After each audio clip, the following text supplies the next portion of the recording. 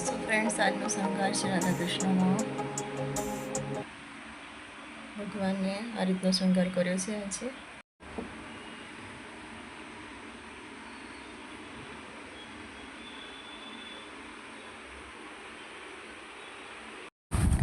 Good morning friends, welcome back to my channel. Mishti અલ્પાની દુનિયા channel પર હાર્દિક સ્વાગત કરી રહી છું. મારા યુટ્યુબ ફેમિલીના દર્શક મિત્રોને રાધે રાધે, જય શ્રી કૃષ્ણ, હર હર મહાદેવ.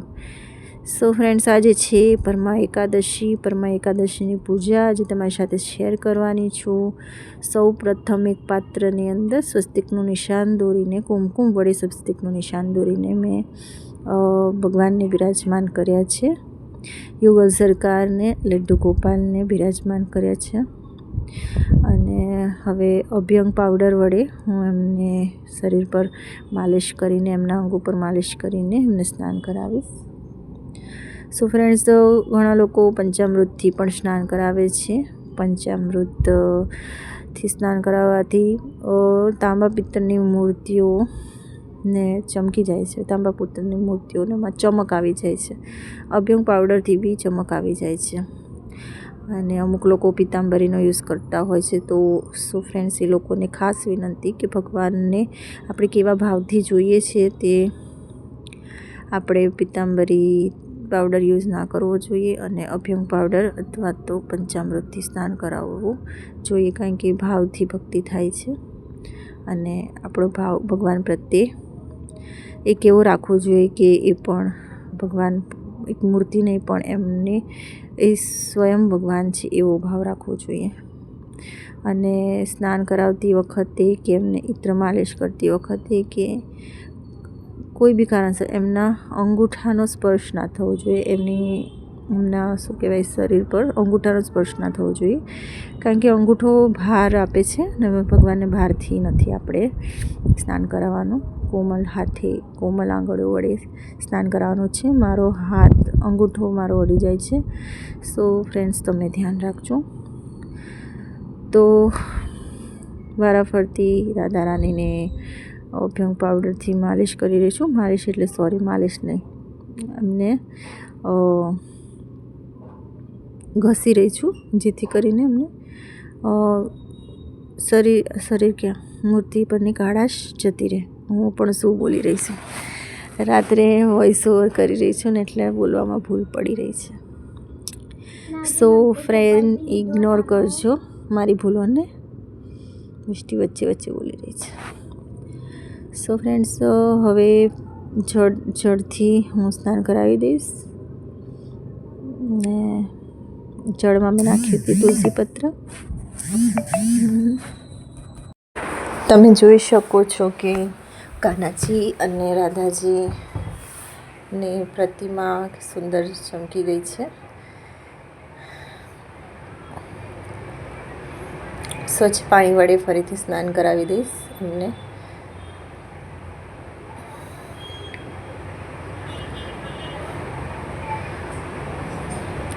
ભગવાનની પૂજાના કોઈ નિયમ નથી, પણ ભગવાનની પૂજા ભાવથી થાય છે.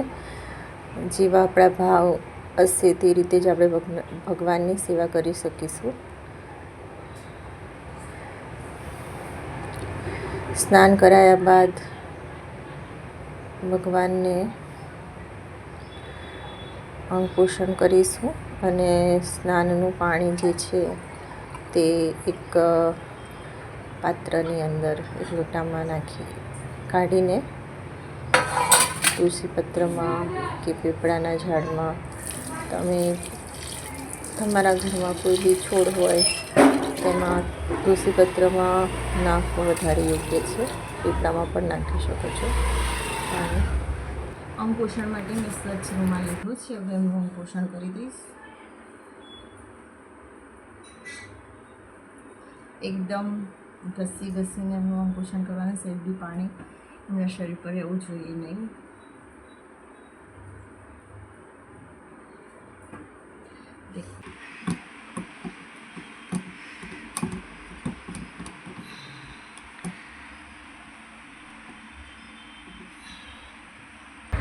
ફ્રેન્ડ્સ, જલેબી છે મારી દેશી છું. અત્યારે છે પંખાનો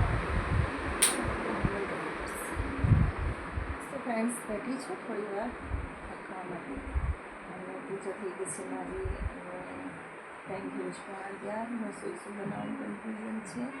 આજે શું બનાવવાનું છે કશું ખબર નથી, કારણ કે દરેક સ્ત્રીઓને રોજ એક વિચાર આવતો હોય છે કે આજે શું બનાવું. સો મને પણ એ જ વિચાર આવી રહ્યો છે કે આજે હું શું રસોઈ બનાવું. નાસ્તો તો કર્યો છે સવારે, સો વિચારું છું કે શું બનાવું. સો ફ્રેન્ડ્સ, રસોડામાં આવી ગઈ છું અને રસોડાની હાલત જો દૂધી પડી હતી, દૂધીને કટ કરી નાખી છે અને પાણીમાં પલાળી દીધી છે. ચણાની દાળ પડી હતી તો ચણાની દાળ બનાવીશ. હવે રસોડામાં આવી ગઈ હતી અને ફટાફટ રસોડાની હાલત જોઈને એમ થયું કે ચલો હવે કામની શરૂઆત ચાલુ કરી દે. ફટાફટ વાસણ ઘસી નાખીશ અને વાસણ ધોઈને રસોઈની તૈયારી કરી દઈશ. ફટાફટ મેં સબ્જી તૈયાર રાખી હતી કટ કરીને, દૂધી અને ચણાની દાળની સબ્જી બનાવવાની છું. તો મેં દૂધી એક બાજુ કટ કરી નાખી હતી અને ચણાની દાળ એક બાજુ પલાળી દીધી હતી. ખાલી વઘાર કરવાનો બાકી હતો. સો ફ્રેન્ડ્સ, વાસણ એવું ધોઈ અને ગેસ ઉપર એક બાજુ સબ્જી વઘારી દઈશ.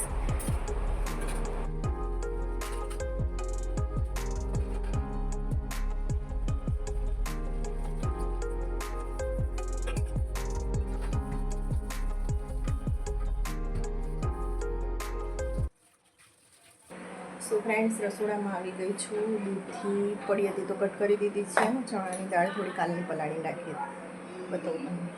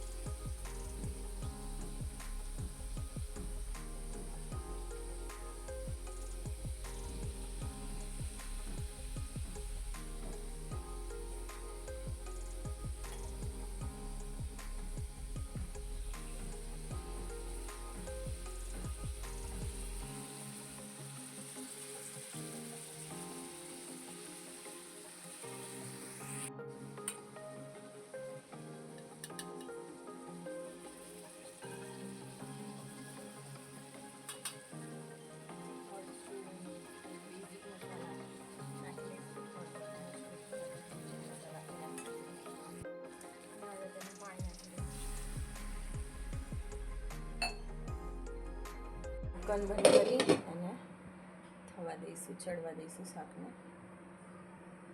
સ્લો ફ્લેમ ઉપર.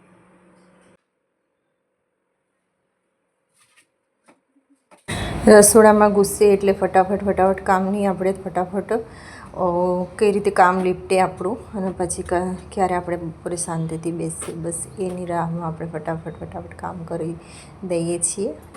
કારણ કે મારી તો, હું બીજાને તો ખબર નહીં, પણ મારું કહું કે હું જ્યાં સુધી બેઠી છું ત્યાં સુધી એટલું વિચારું છું કે કામ પડ્યું છે અને પછી જેવી ઊભી થઉં એટલે ફટાફટ કામે વળગી જાઉં છું અને 15થી 1 કલાકની અંદર બધા જ કામ કમ્પ્લીટ કરી દઉં છું.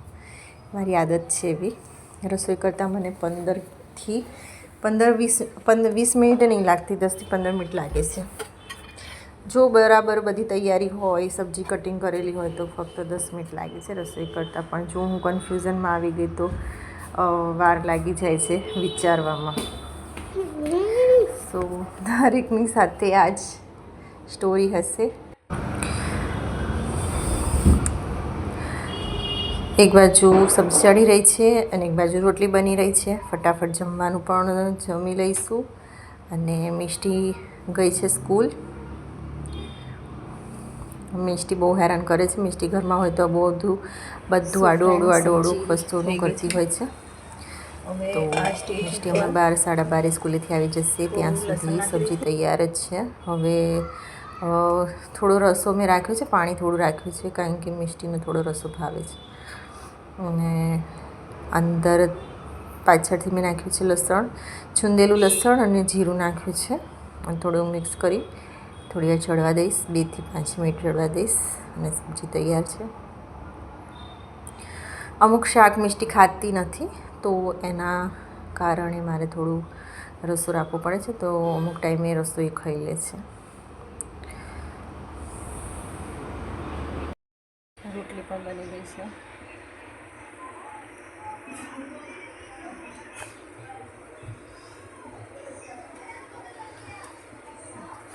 ગરમી છે એટલે છાબડીમાં રોટલી રાખું છું. ગરમીના લીધે રોટલી પછી છે ને બગડી જાય છે, એટલે છાબડીમાં થોડી સારી રહેશે રોટલી. પછી હું ઢક્કન રાખી દઉં છું.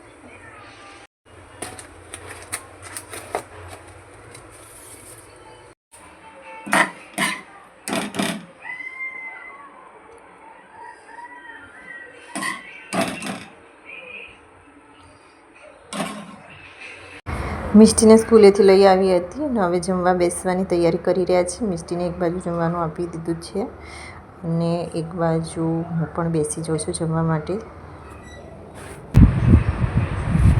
તમે પણ જમવા આવી જાઓ બધા. પંખો ચાલુ છે, અવાજ મારો